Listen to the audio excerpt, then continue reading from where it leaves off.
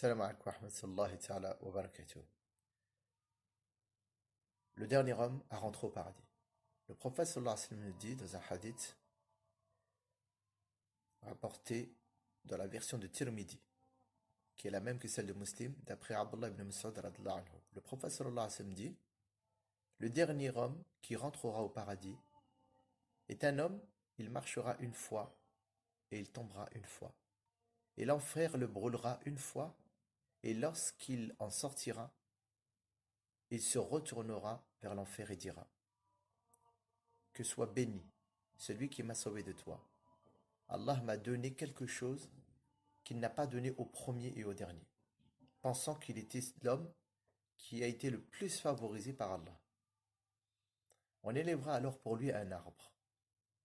Il dira: ô mon Seigneur, rapproche-moi de cet arbre, afin que je m'abrite sous son ombre et que je boive de son eau.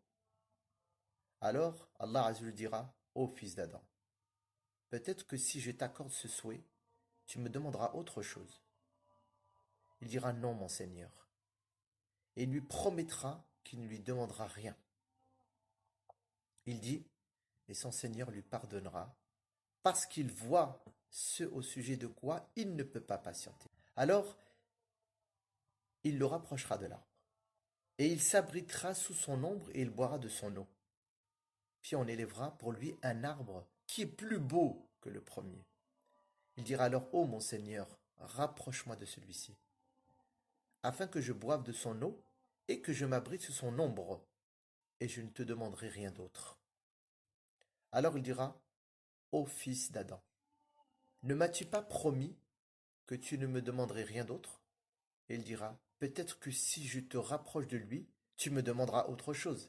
Allah Azza, sachant parfaitement qu'il lui demandera encore.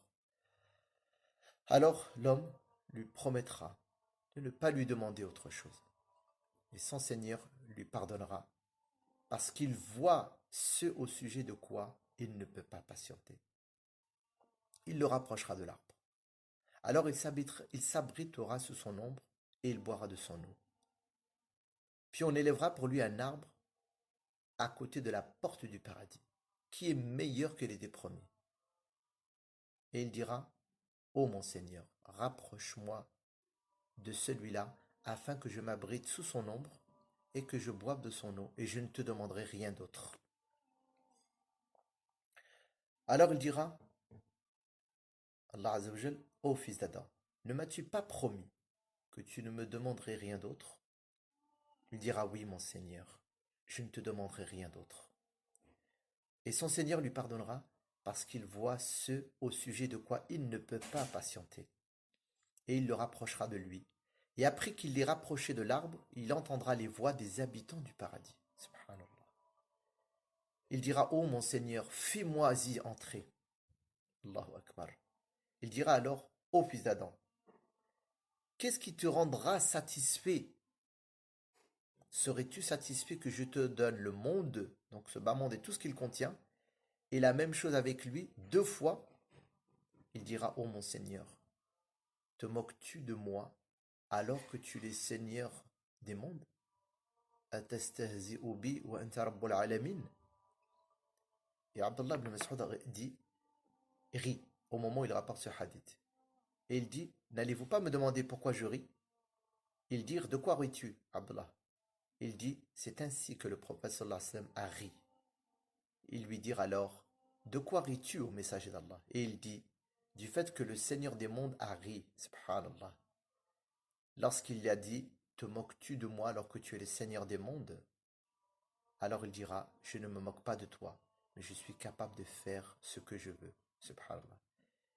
Et dans un autre hadith, il est rapporté que Allah Azza wa Jal, dans une autre version de Abdullah ibn Mas'ud radhiyallahu anhu, que le prophète sallallahu alayhi wa sallam dit: je connais le dernier des habitants de l'enfer qui en sortira, et le dernier des habitants qui entrera au paradis. Un homme qui sortira de l'enfer en rampant. Allah lui dira alors: va et entre au paradis. Il ira alors au paradis, et il aura l'impression qu'il est rempli.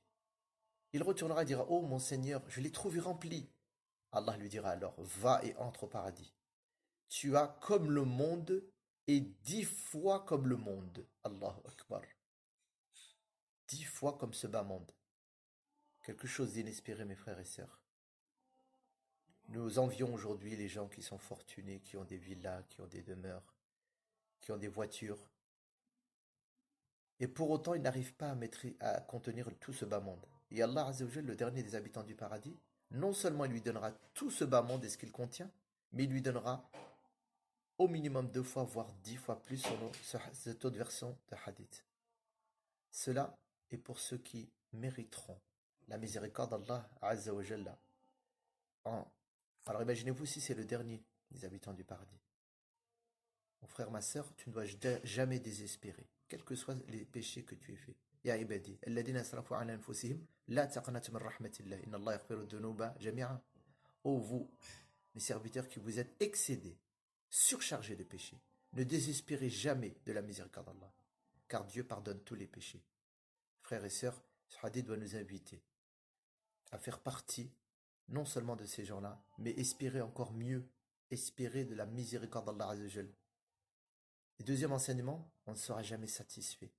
Et on ne sera satisfait, Allah sera satisfait si nous sommes satisfaits de lui. L'exemple de cet homme qui est toujours avide et qui veut toujours plus. Effectivement, nous devons rechercher et être avides de la miséricorde d'Allah et toujours rechercher plus afin de bénéficier des grâces incommensurables d'Allah Azzawajal, qu'Allah nous couvre et qu'il vous couvre de sa miséricorde. Assalamu alaikum wa rahmatullahi wa barakatuh.